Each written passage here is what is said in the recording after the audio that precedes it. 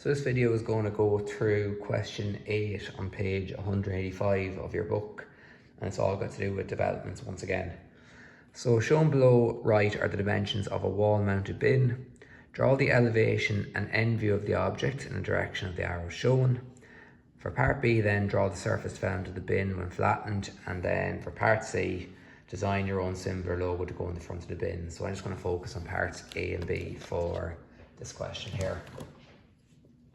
So, first thing to remember is the arrow, so just bring this back in here for a sec. Arrow A is pointing towards the left, so that means our elevation is going to go on the left. Arrow B is pointing towards the right, that means our end view is going to go on the right. So, I'm going to draw this up in the top left of the page here. So, the total height of the object is 80. I'm going to go down about 100 for my starting point, and I'm going to come in about 20 mil.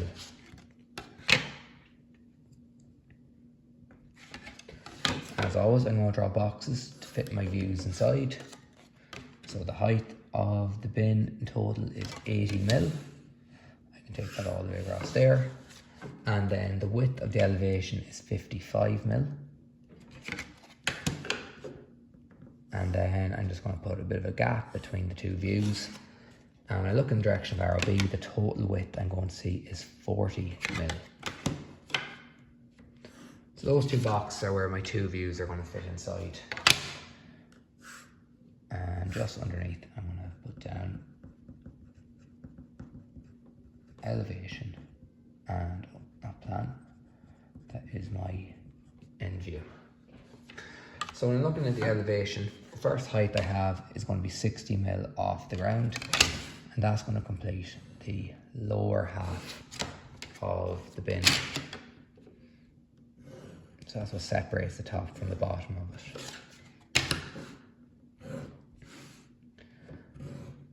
And what I can see as well, for the opening in the bin, it is in 8 mil from each end.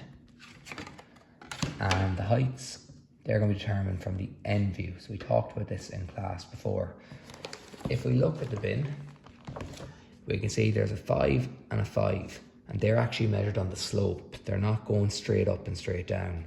So that's where our end view is going to come in handy for this bit.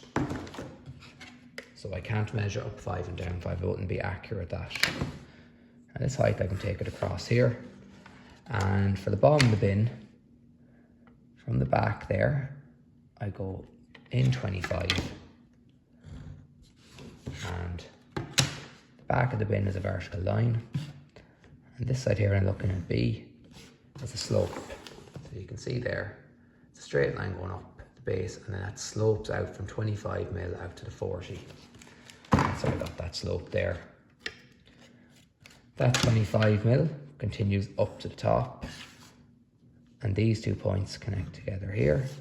And those 2 points connect together there. Now what I can do is I can measure my 5 mil there and my 5 mil there and take them across to now give me the height points for the opening of the bin.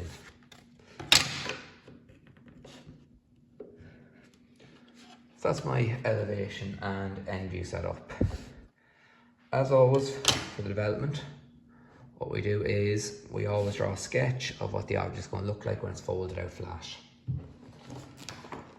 So with this bin here, we're going to have a number of sides. We're going to have the bottom of the bin being 1. The front and the back lower sides are going to be 2 and 3. The left and the right side are going to be 4 and 5. The front top is going to be 6 and the back top is going to be 7. So we're going to have 7 sides in total. So if I was to draw a sketch out of what it would look like folded out, I would start with the bottom first. So what I'd have is a rectangle that looks like that, where that distance there is that length, and that width there is that length. So we always deal with true lengths to get true shapes. Attached to that then is going to be the back. So if we had the base there, the back is going to attach to that, the front's going to attach to the swing arm for two sides. So the back of the bin is going to be this height and the width is going to stay the same. So I would take that height there, have two lines going up there. So I call that 1, there's 2. The front we can draw on the other side. That is going to be this part here. So we need to remember, we're not going to take this height. Because the bin is sloping at an angle, we have to take our true length. So that view there is going to give us our true length. Because if we were to take that one, it would appear shorter than the actual true length when we take a side view of it. When we talked in class, same idea about our pencil. When we hold it like this, we can see the true length of it. And it's parallel with the table there. But once we start tilting that away from ourselves, it starts to appear shorter and shorter. Same as we tilt it back the way it appears shorter. So we always want to get our true length, and that's going to appear in our end view there. So we're taking that length. And there's side number 3 now. The two sides, that's going to be our end view basically redrawn again. So there's the back of the bin, so that's going to be a straight line. And a straight line going out here. So that length is the same as that. That length is going to be the same as that. We're going to have our slope at the front. So all we have to do is add on our 15 mil here, because it's 25 to there, it's 40 in total, so 25 and 15 gives us 40.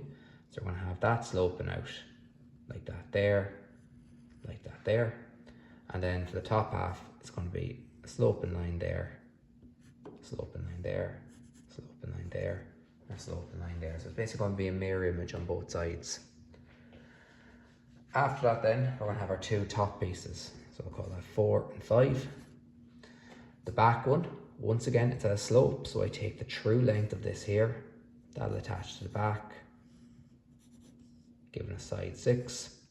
And then for our front, once again, we're not going to take this height here. It's at a slope. So we take our true length. I'm going to mark it on the front here. You could also have it attached to here if you wanted. If you wanted to fold the whole lot out, I'm just going to attach it to the front here. That's going to be side 7. And once again, we're going to use our true measurements, which is going to be 8 in both sides, 5 in there, 5 in there, to get our opening that's going to look something like that. So, to start that on the actual page, I'm just going to move a little bit across from my end view. Probably go maybe about 40 mil away from it. And I'll go down for this point here. I'll go down another maybe 50 mil. I should have loads of space with that there. So this point here is going to be this corner here. So for side number 1,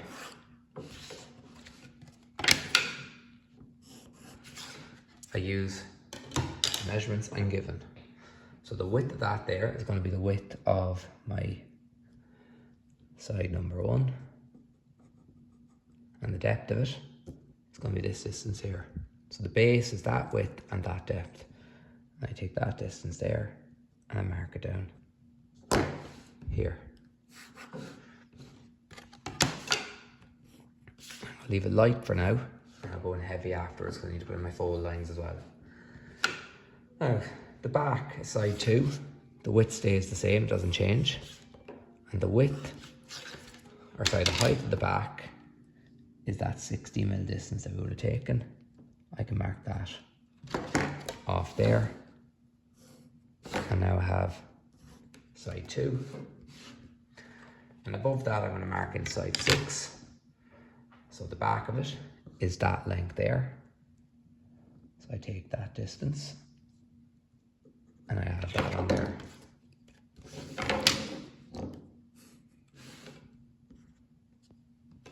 So now I have 1, 2, and 6.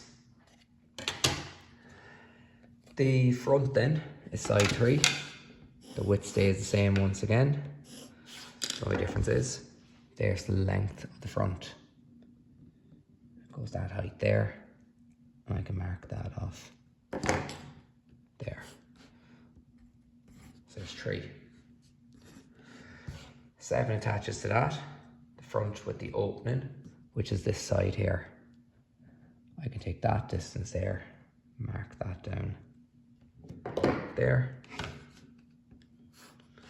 and then I'm told to go down 5 and up 5 for the opening of the bin. So I can measure these true lengths here because they're true shapes. I'm told that it's in 8 and in 8 there. That's the true shape of the opening of the bin. Next parts then are the two sides. So I have 4 and 5, and that's 7 there. So they extend out. And remember, this height here is the same height as the side as well. So what I can do is I can take the height of the back there if I wanted, and I could swing it around, mark it off there, and go this side, swing it around, mark it off there. So those 2 points are that point there.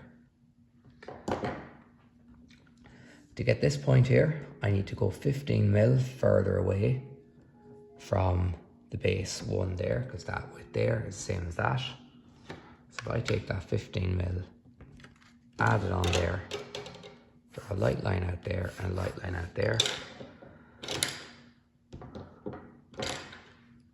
I can then take the height, 60, which is the same there and there, just take that across lightly to give me this point and this point, and connect them together like that. Last 2 distances that I need is that length there, which is the same as this, because that's the back there. I mark that and swing an arc from there, because it's on somewhere on that line.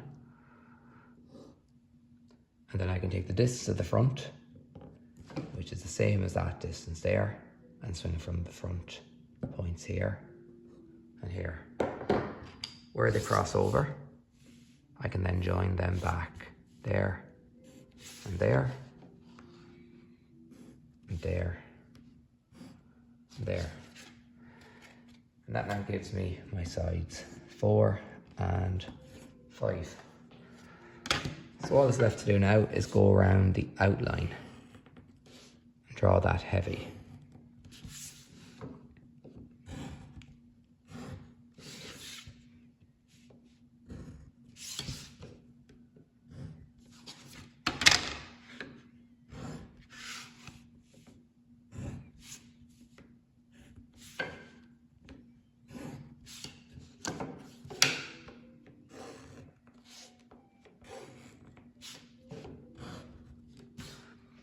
And then for the internal lines, I want to draw them as fold lines so the object folds up. So I use dashed lines to represent that.